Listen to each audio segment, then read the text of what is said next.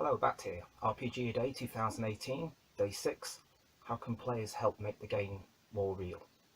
Note the word real and not realistic, so I think that's an important difference at the start. And also, I'm not going to get into any debates about whether a player and a games master are actually the same thing with subtle differences or major differences.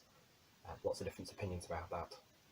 So I collated a big list of things for my usual pie chart of a decision. So PC backgrounds and connections, personal preferences and details, using a bit of in-character language such as slang or nouns, referencing a bit of in-character history or lore, players helping create scenes, NPCs or lore, for those writing between sessions for their PCs, or in particular making things, which probably is more of a LARP thing, and then some people's videos that I've watched today.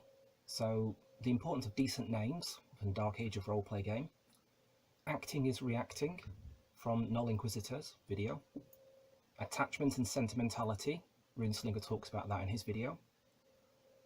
The genre, game and actions help define how the game flow works, and to avoid 20 questions and just go for it, Ivan Mike 1968. To think beyond success and failure, something I particularly think is very important for roleplay in general, that's by Riotous GM Games. Matching the characters of the genre, as simple as that is, that can make a huge difference, and that's from GM Table's video today. I've also read loads of tweets, so unfortunately that'd be a massive list to read out. But then also little things like the campaign intentions of a PC, where they're planning on going with that character. Because if they're intending to go off and do their own thing, then they're no longer really with the group coherence or the campaign sort of focus.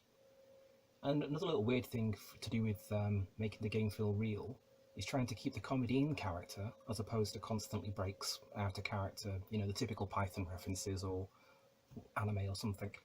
Decades ago, I used to roleplay with a player who was known locally as an intense power gamer. But the thing is, he actually at least had a strong concept when he was playing, and he was pretty consistent with his roleplay as well.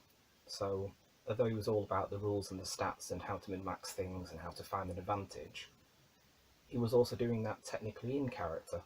So, a bit of a shame, but overall we actually did have good games together. So to add an extra level to that, it would be, I think, concept, then connections, and then consistency. After all, if players actually have a reason to be immersed, then that definitely makes a difference in regards to things. But if their initial concept is pretty ridiculous for the actual genre and the game that you're going to be doing, then that's not really going to help anything. So, concept, connections, consistency.